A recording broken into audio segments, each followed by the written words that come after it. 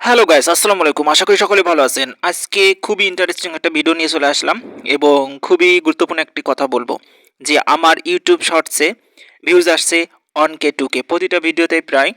আপনাদের ভালোবাসায় অনেক দিন পর এমন ভিউজ দেখে আমি তো অবাক।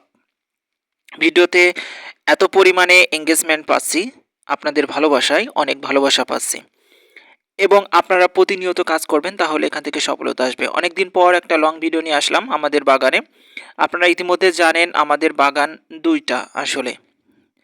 একটা নতুন আরেকটা পুরাতন। নতুন গাছের মাশাআল্লাহ এবার খুবই ভালো ফলন আসছিল। সেই গাছগুলো কিন্তু পুরনো গাছের মতো ছাঁটাই করা হয়েছে। ইতিমধ্যে আপনারা অনেকগুলো ভিডিওতে দেখেছেন আমাদের নতুন গাছগুলোতে কি পরিমাণে ফল আসছিল অর্থাৎ পেয়ারা আসছিল। সেই পেয়ারা বিক্রির পর এখন আবার ডোগা ছাঁটাই করা হয়েছে। আমরা গত বছর একটা ভুল করেছিলাম। বড় গাছগুলো একেবারে ছাঁটাই করে ফেলেছিলাম। যেটা আমাদের জন্য খুবই লসের মুখে পড়তে হয়েছে। এবছর কিন্তু বড় গাছ থেকে আমরা কোনো ফল পাইনি। সেজন্য আমাদের পুরনো বাগানটিতে লসের মুখে ছিল গাছ ছাঁটাইয়ের জন্য। আসলে গাছগুলো একেবারে ছাঁটাই করবেন না যারা পেয়ারা চাষ করছেন। কিছুটা ডালপালা রেখে তারপরে ডুগা ছাঁটাই করবেন। আর এই ডুগা ছাঁটাই কিন্তু প্রতিনিয়ত করতে হয়।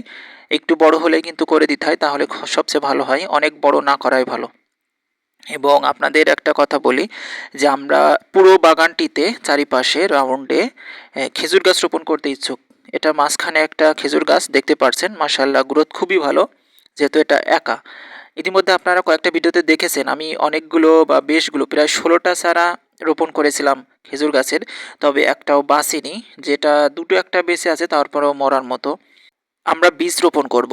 এই বীজগুলো অঙ্কুরিত হয়ে অনেক দিন সময় লাগবে, তারপরও চারিপাশে বীজ রোপণ করে দেব।